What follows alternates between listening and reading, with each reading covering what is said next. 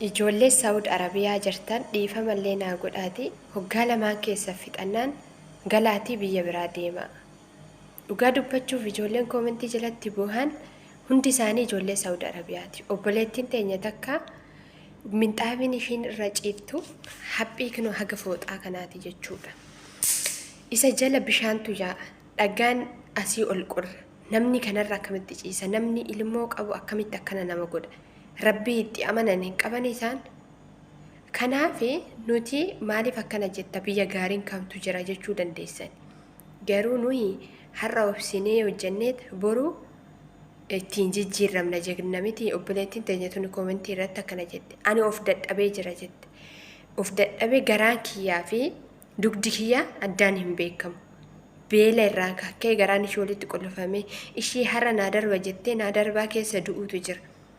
Obboleettii teenya takka waggaa 13 biyya Saawudii hojjettee yeroo darbe hin duute galtee itti fayyadamtee wanna hojjette san itti fayyadamte. Kanaafuu biyya yoo jijjiirrattan waan gaarii ta'uu danda'a jechuudha. Waan gaarii irra sin qunnamuu danda'a. Namni hundi tokko miti. Akkuma nama biyya keenya namni biyya keenya gabaree yoo fudhate namni hundi gabaree san ija tokkoon hin ilaalu. Kanaafuu warri biyya Arabaa kun giddiidhaaf bira teenya hojiidhaaf nu jaalatanii malee homa tokko nu yaadanii jechuudha. Kanaafuu biyya galaa warri Saawud Arabiyaa jirtan manni isinii hin taane taanaan waggaa lama fixadhaati galaatii biyya biraa deema. Adabboo biyya abaaramtuu biyya akkanaan argine Kiristoosii namni biyya isaanii waan itti amanu hin qabu sammuu hin qabu. Ay carraa ijoollee keenyaa dhugaa Rabbii yeroo tokko tokko waan baay'ee nama gaddisiisu jechuudha. Jireenyi biyya ormaa jireenyi ijoolleen keenya keessa jirtu abbuma keessa jiruu fi Waaqayyo qofatu beeka jechuudha. Akka ijoolleen keenya keessa ijoolleen qimamochi mana madaamii akka kootii biyya ormaa keessa jirtan jechuudha. Ijoolleen keenya baay'inaan hedduudha kan ijoolleen kun nyaata akkasitti himachaa jiran. Ijoollee gara baay'eedhaan waa'ee nyaataa kana gara baay'eedhaan ijoolleen himachaa jirti jechuudha. Dhugaa Waaqayyo jechuudha. Ashama akkam jirtu hordoftoota koo nagaa keessanii ani nagaa kootii galata Waaqayyo siindee baga nagaa taatan baga jiraatan sin jecha. Egaa hordoftoota koo warra chaanal kiyyaafamuu haarawaa taatan subscribe gochuudhaan maamila keenya taa'ee yeroo dheerallee sinirraa badee ture chaanala kanaanii chaanalli kun sababa piinii ittiin guunne fi xiqqoo isheen naadabee ture galata Waaqayyo amma gannaa lakkifamee jira. Akkasuma laayikii sheer naa godhaa wantoota garaagaraa asirratti darbummoo walumaan hordofna sinin jedha. Hanga dhumaatti immoo viidiyoo kana dhaggeeffadhaa si fayyada. Dhugaa dubbachuudhaaf jechuudha.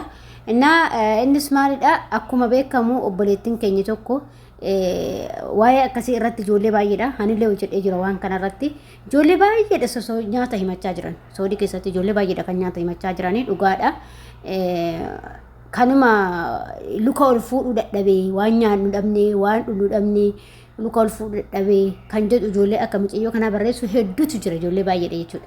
Gin ani maal akka ta'e hin beeku midhaan asitti hoolonni ra'oonni waan gara garaa akkasitti rufatti badee asitti isbaara keessatti gatamuuf garuu gaafa immoo sarratanii nyaatte isaanitti mi'aa jechuudha. Dhugaa siniin jedha obboloota koo an jechuudha. Abbaan fedhellee waan fedhe yoo siin fedheyyuu mana midhaan hin jirre hin hojjetina. Mana midhaan hin jirre hin hojjetina baqa. Biyya kee gali malee mana midhaan hin jirre hin hojjetin. Mana nyaanni hin jirre hin hojjetin. Mana kilaasiin kee kophaa hin jirre hin hojjetin. Dhugaa Waaqaan hojjetina baqa. Maali gaafa ati fayyaa taate gaafa ati riba gaarii rafte gaafa ati fayyaa qabaatte hojjettee jijjiiramu namas jijjiirtee ofis jijjiiruu dandeessa ofii jireenya kee jiraachuu dandeessa. Gaafa fayyaa kee hin qabne akkamitti jiraachuu dandeessa? Riba gaafa rafne fayyaa qabaachuu hin dandeessu. Nyaata gahaa gaafa nyaanne sammuun keellee sirrii sin dalagu miilli keelloo si jechuu hin danda'u congaarraan kee wal si nyaata booda deemtee dhibeef saaxilamta jechuudha. Gaafa san immoo dhibee irra bu'uurra ammuma san gizee manni keessi hin taane nyaanni hin jiru taanaan deemaa biyyatti galaa yookiin biiroo si qayaru yookiin biyyatti gali yookiin hojjetin. Dhugaa Waaqa jechuudha. Maaliif mana namni nyaanni hin jirre abadan hojjetira. Ilmi namaa addunyaa irratti tokkoffaa nyaata mana jireenyatii uffata kan nu barbaachisu isa kana sadeeni jechuudha. Kun hin jiraanne taanaan nuti jiraachuu hin dandeenyu jechuudha. Okay? Maaliif uffannis akka wanti garagaraa qorri garagaraan dura bu'uun duraa dhooga. Qaama keenya dhus. Nyaannis lubbuu keenya isatu nu jiraachisa. Yoo hin nyaanne hin duuta. Dhugaa Rabbii hin du'an. Maaliif ilmi namaa nyaatu malee dhugu malee hin jiraatu addunyaa kanarra.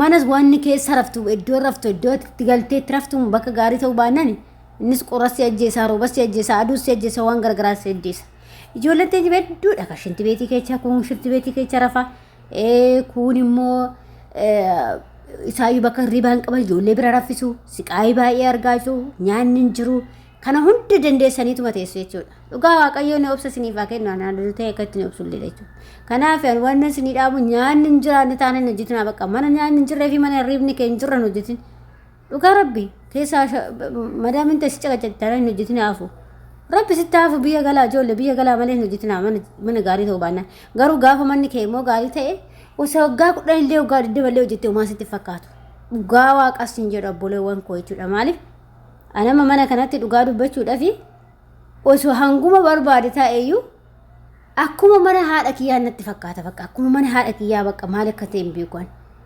wanni takka namni si ajaju hin jiru namni sichi dubbatu hin jiru nyaata waan barbaadde godhatte maa godhatte jedhu sa'aatii barbaadde waan barbaadde nyaatte maa nyaattan jedhu waan barbaadde uffattu kan waan dibattu kan uffattu kan waan barbaadde godhu isaanii wanni takka isaabuma waan matakka waan isaaba jedhan kaati damoos matee fudhattee biyyuma buufachuudha malee waan takka yaadu biyya as keessatti mana kana keessatti hin qabu jechuudha makalatti bakka mana gaariidha mana qaramiidha jechuudha inni haggin immoo ijoollee keenya yoo laalee jedhani ani yaa rabboloota yaa nuti ani akkatti cinqamee hin jiraadhu dhugaa rabbi boleewwan koo garuu bakka itti cinqamanis jira garuu bakka tokkotti cinqamu jira garuu immoo kan gara nyaata fi gara mana shinti beetii keessa nama raffisuu kana abadan ittiin gadinaa bakka dhugaa waaqas hin jedhu hoo nyaanni hin jiraanne akkamitti hojjetta nyaata malee akkamitti hojjetta bishaan malee akkamitti hojjetan cungaarran nama daaka inde dhugaa rabbi mana min keefin hin jirre illee hojjetina akkamitti qorrasinti no jedha innaa keessa hin jedha hordoftoota kiyya hedduu ijoollee keenya kan nu gaddisiisaa jiru dhugaa rabbi baay'ee nama gaddisiisaa ijoolleen teenya waan keessa jirtu baastanii ni mattan malee waan baay'eetu wannaa keessa jira jechuudha waan baay'eetu gaadaa keessa jira garuu baastanii himachuu dadhabdan dhugaa rabbi baastanii himachuu dadhabdanii dhugaa hedduu takkaan boo'ee beeka waa'ee qoonqoo kanarratti luka kiyya ol fuudhuu dadhabinaan jettu ijoollee baay'ee koomenti akkasii naa barreessa jechuudha viidiyoocha isa irratti koomentii hedduu takka naa barraa'e koomentii waanillee akkas nyaanni hin jiru kottee ol fuudhu dadhabee congaarraan daakkamee waan godhu dhabe bakka galgala kubusii galmi kubusii wanta kan jiru isaayyuu kaa daftee oo galma nyaattee kan hin jiru guyyaa hin jiru misaa hin jiru akkasitti oolte jechuudha ijoolleen ta'e kanaanuu addunyaa gabaabduu tanaaf akkanatti cinqamnee jiraannaa biyya ormaa jiru dhugaa rabbii mana nyaanni hin jirre taanaan hojjetina olumaa galatti innaa akkasii siniin jedha hordoftoota kiyya waaqayyoon obboleettii koo waaqayyo hojii yaa ta'u siniin jedha hanga viidiyoo biraatti itti deebitti viidiyoo kana turtii gaarii